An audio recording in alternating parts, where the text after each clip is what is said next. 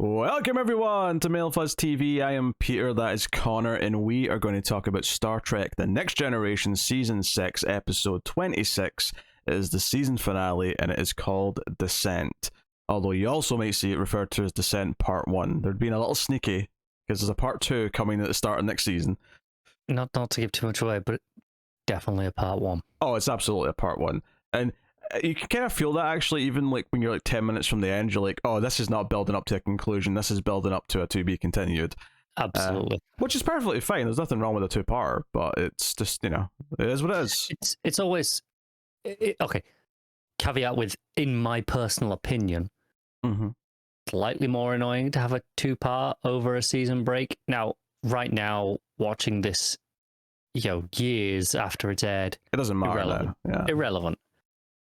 When I'm watching it as they air, okay, waiting a week for the second part. Okay, yeah, sure, I can deal with that.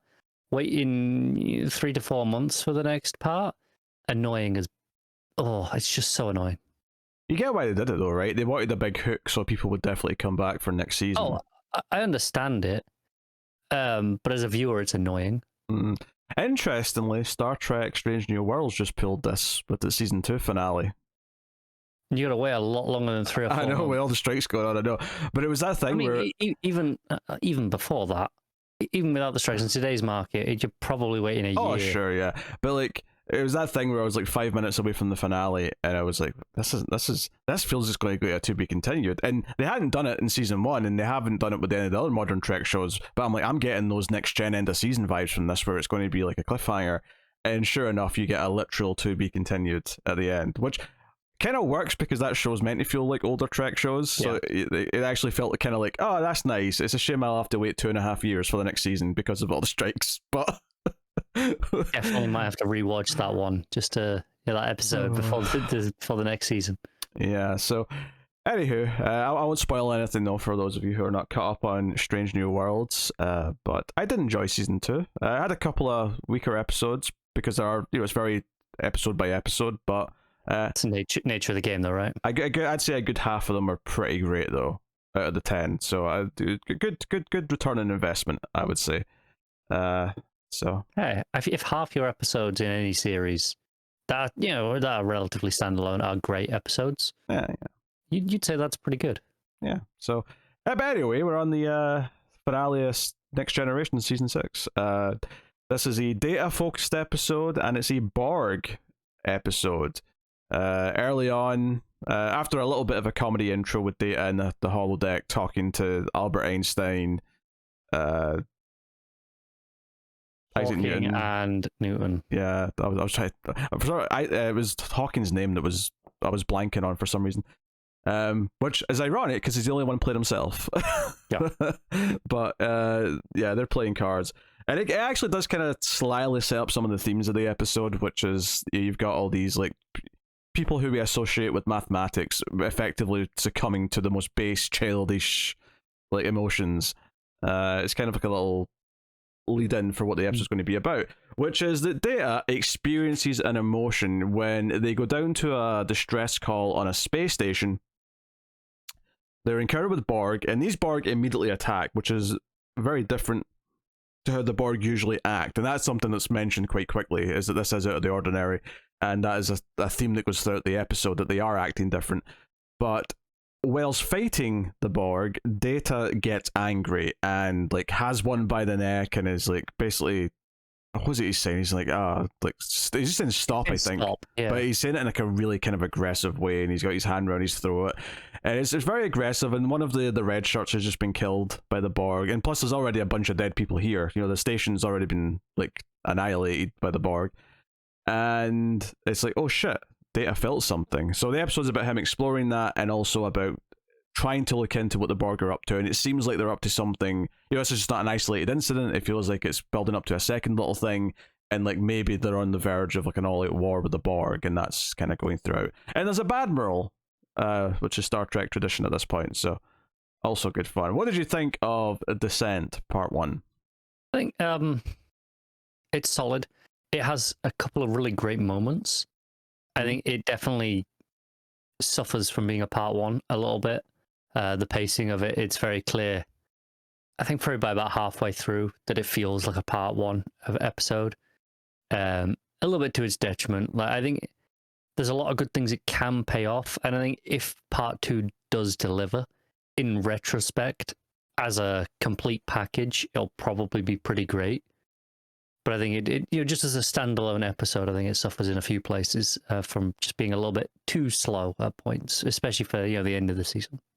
I actually didn't really have a problem with the pacing. I actually found it to go in quite quick, and I think it's mainly because the two core ideas we're dealing with in this episode, which is Data struggling with not only him having a feeling, but that he may only be able to feel bad feelings, and that's sort of like a philosophical like conundrum that he's wrestling with. And then also this idea of Picard being challenged with, you let Hugh go, you could have wiped out the entire Borg with like a virus and you didn't do it. And the idea that there's actually a backlash with that in the upper command, the Starfleet. I think those two concepts are so strong that I was kind of fascinated by everything that was going on, that I was really into it. The only sort of thing that I wasn't as keen on is that we eventually get to a scene. And, one of my earliest thoughts was, well, it feels like the Borg might have influenced this emotion of some kind. I don't think it's a coincidence that one, it is an encounter with the Borg that elicits this response, but also the fact that one of the Borg is kind of watching the fight with Data and the other Borg, and he's like, oh, it's Data, artificial life form. It kind of feels like there's a targeted thing going on. And sure enough, there's a scene later on where they've got a captured Borg, and again, this feels very intentional, like they wanted to get captured so they could do this, where he starts talking to Data and influence him, and Data starts going all out like, yes, I will kill Geordi to feel emotions again. And that scene I wasn't in love with because it was kind of hammy, and it felt like it was like the dark devil on the shoulder convincing Data, when all of the other ideas in the episode about Data struggling with the idea that he felt anger, he can't make himself feel happy, he tries watching porn, he doesn't feel turned on, he tries all these different things, which, by the way, Troy's cheeky smirk when he says he looked at erotic images did not go unnoticed. That minx, I noticed that. But this idea that he's like concerned that he's a bad person because the only thing he's felt is anger, but also eventually realizes that he even maybe felt pleasure when he killed the Borg. The way it was directed when he said that, with a close up on his eyes, where he's just like pleasure, and then the cut back to Troy being mildly horrified but trying not to show that she's horrified in front of Data, was both excellent and hilarious at the same time. If that makes sense. Yeah, no, I get it. Yeah, so I love that kind of like thing for him to struggle with, and obviously, by the end of the episode, it turns out Lore's actually running this group of Borg, and presumably this is some sort of virus that he's had the Borg transmit to Data or something, some program, whatever it may be. Yeah, because Lore is the one now, apparently. He is the one, yes. And he's got this, at least this group of Borg acting very differently. They're attacking. As Riker points out early on, they're fighting like Klingons. No offense, Worf. None taken. So it's like, okay, they're acting differently. They're attacking immediately. They're also using names. They're referring to themselves as I in the first person. And this leads to the debate of like, is this Hugh? Has Hugh influenced them because we let him go back to the Borg? And that ends up raising all these other questions when the Admiral shows up and they're preparing for potential Borg war. And she's like, Picard, why did you let him go back when you could have annihilated them? And I really like this side of the plot because it was like, Picard's got good morals, and we kind of associate Picard's morals as representing what the ideals of Starfleet and the Federation are as a whole. So it's very interesting to see that, no, there's people in the system who are like, no, you should have taken this chance to wipe them all out, and that it's still very much like different opinions within Starfleet. And having Picard have to kind of answer to this Admiral who, in no uncertain terms, says, if you get another chance to commit Borg genocide, you take it. It's borderline an order. Yeah. Which I actually loved his reaction to this, where he stopped having like a conversation with a human being and he stood up and said, "Yes, sir."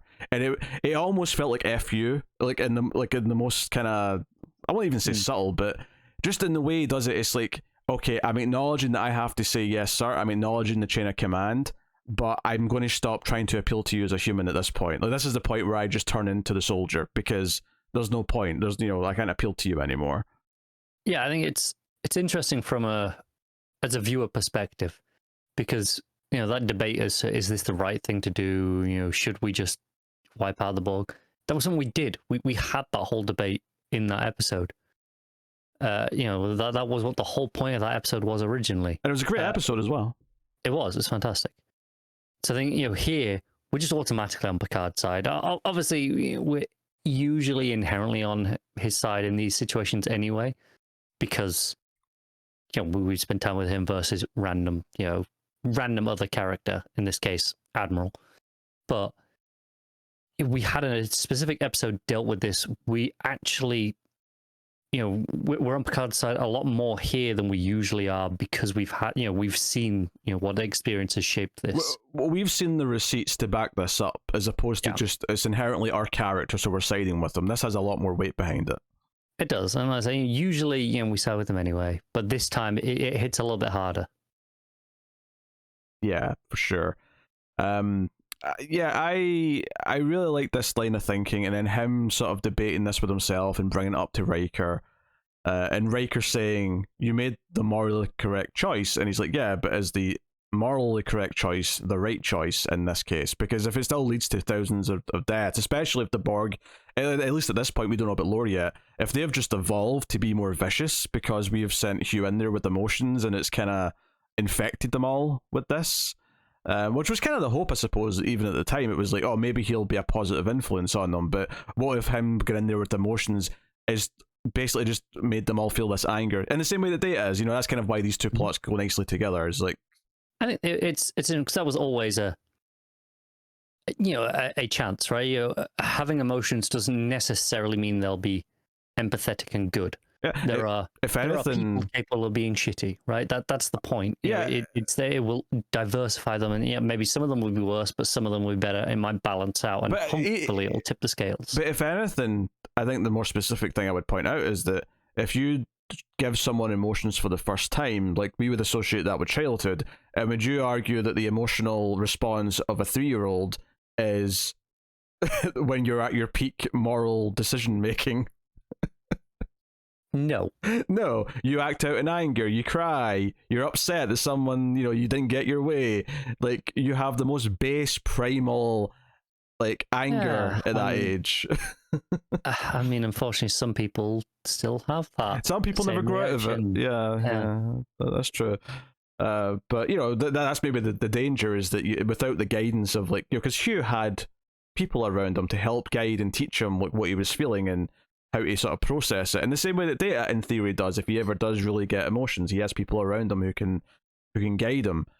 But if you give this entire cybernetic race, all of a sudden they have emotions, there's a good chance they're all just going to be really upset. Yeah, they're not going to understand what's happening, right?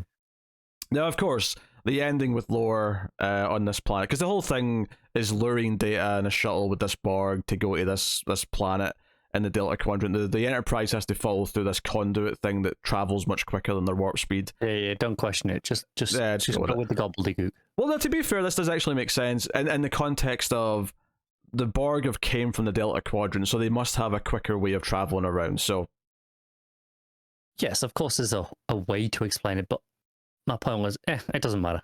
No, I'm just saying that, forgetting the science of it, just the raw idea that the Borg have a quicker way of traveling makes sense.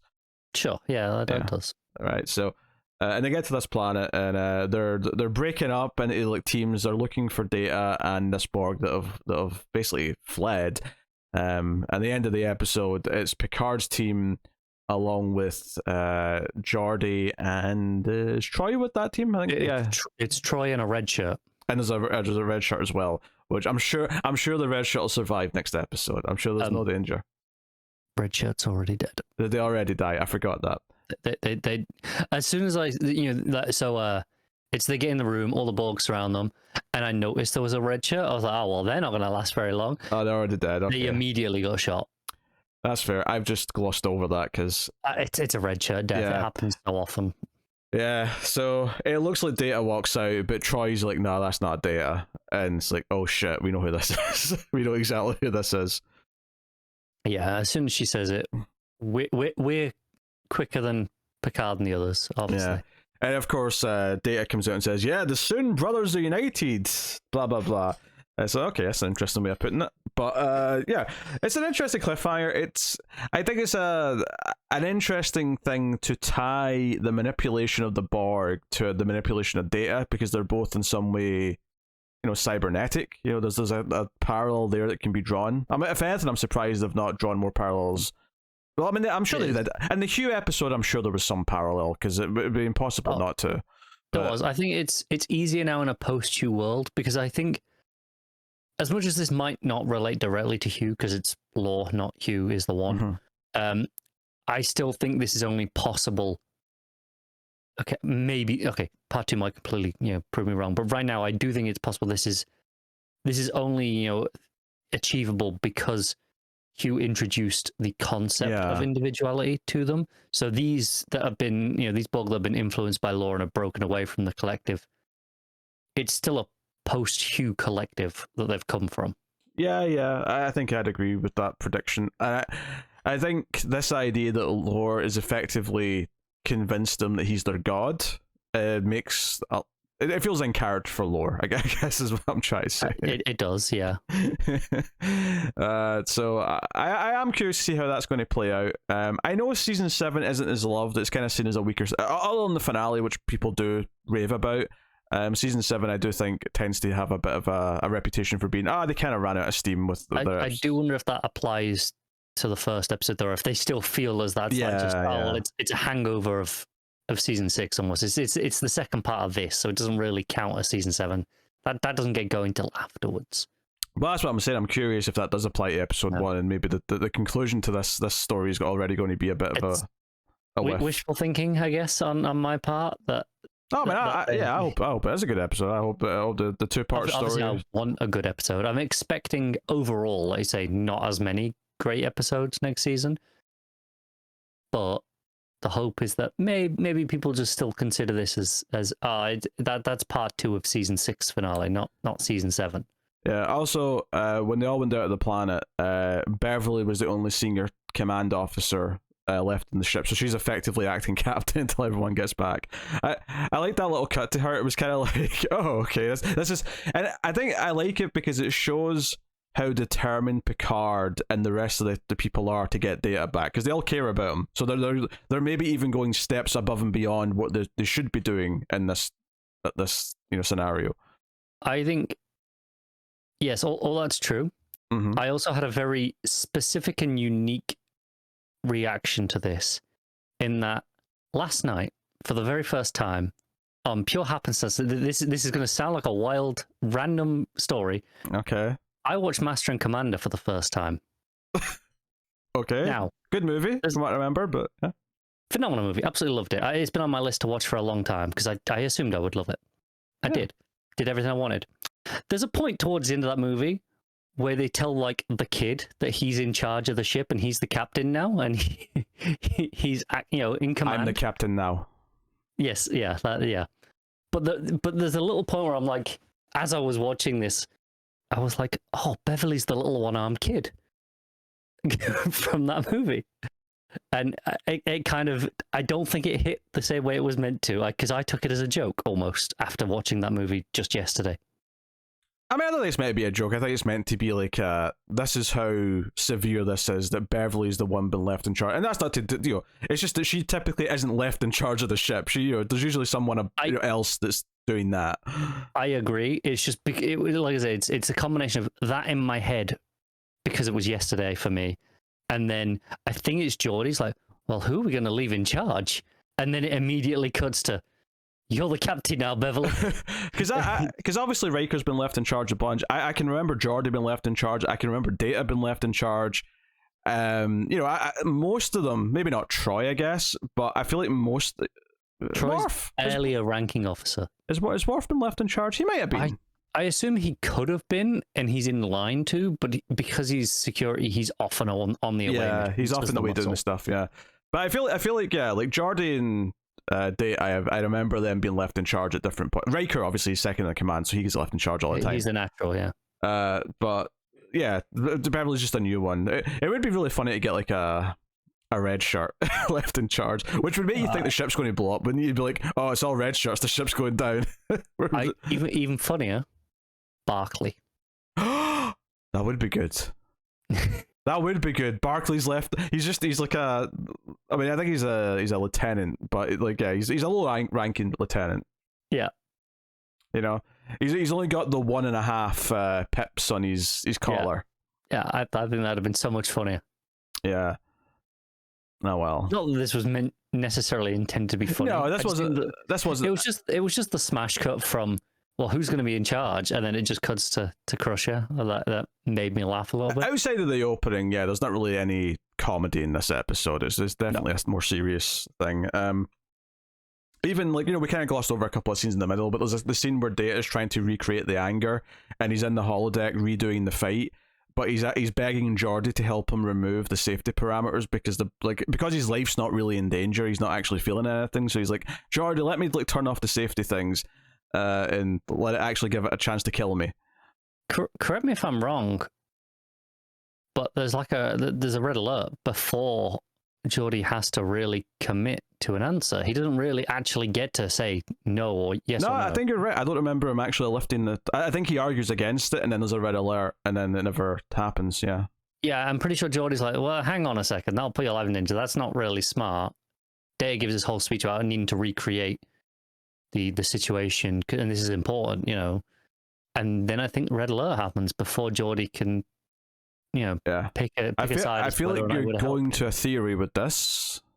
I just think it's interesting to me that he didn't get to choose that, because, especially combined with the fact that, you know, you have when Data's, I think it's, you know, a couple of scenes later, he's left alone with the Borg, and it's like, hey, you know, Geordi's my friend, and it's like it's crazy. It made me wonder, is Data being okay, obviously Data's being manipulated, you know, that's almost a given, but is he being manipulated to the point where they're using information like they'll use bits like this against him to try and convince him, or is it all and or is it just, oh no, we've got some like actually convince him, or is Data just pulling a scam essentially? I can't decide at the end of this episode if Data's pulling a scam and just going along with it to get to see what's actually going on, or if they've actually done something to him beyond just making him feel those emotions, and they're actually manipulating him on a deeper level. I mean, my first guess is manipulation. There's a chance Data's going along to see what's happening, but I mean, we'll see. I think, to me, the way I read the fact that he never actually takes off the safety parameters to let him fight the hologram and like possibly die, I kind of took this as, one, a reminder to the audience how close Data and Geordi are, because the whole argument Geordi gives is that, no, I'm your friend, I'm not letting you put yourself in danger. So it sets up how close they are, so that a couple of scenes later, when Data's saying, yes, I would kill Geordi to feel emotions again, it hits harder. So I think that's the narrative purpose of it.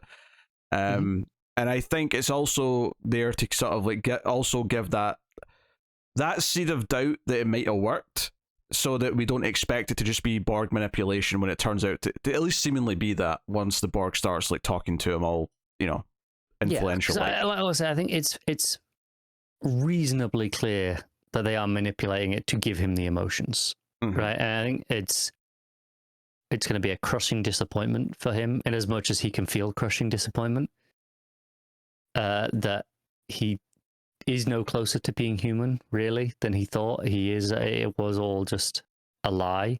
I don't even know if those emotions were real at this point, or if it, you know, or if they do have those abilities to give him them. Yeah, I wouldn't have thought they were real if I was to guess now, but obviously they might, you know, give me some stuff next episode that says otherwise. I think potentially, though, the uplifting part of this could be that him fighting against this influence is the proof that he's actually good, and it's something that you can find comfort in. You know, maybe when someone points that out, that's more important than genuinely feeling the emotion. Yeah. I feel like that may work quite well if that's the route they go down. So, anywho, that is the season finale. Before we get to part 2, though, in the season 7 opener, which is the next Trek review we'll be doing, the season 7 opener is before the opener for Deep Space Nine season 2. Probably because this was a two-parter and Deep Space Nine wasn't. If that was, I don't even know if that was a consideration, but like, because these were both like, I think syndicated shows, so I don't even know if they were that lined up market to market. They might have just varied. But that's true, yeah. But before we get to that, we will be doing our top fives of each season. So look out for that over the next next week, I guess. So in theory, yeah. We'll look back through the season and see what episodes we like and give our top five. But that is our thoughts on the season finale. Let us know what you thought of it in the comments. Like, subscribe, all that stuff. And you can get us on the Twitter's mailed_fuzz for channel updates. And of course, you can support all the content over at patreon.com/mailedfuzztv. And there's a little survey that I put up on there for patrons to fill out. If you haven't done so already, if you're a patron, do that. It would help. So thank you very much. We'll see you next time. Keep watching Star Trek, and somewhere out there feeling even less emotions than Data is that stone cold, heartless piece of shit, Wesley Allen Crusher.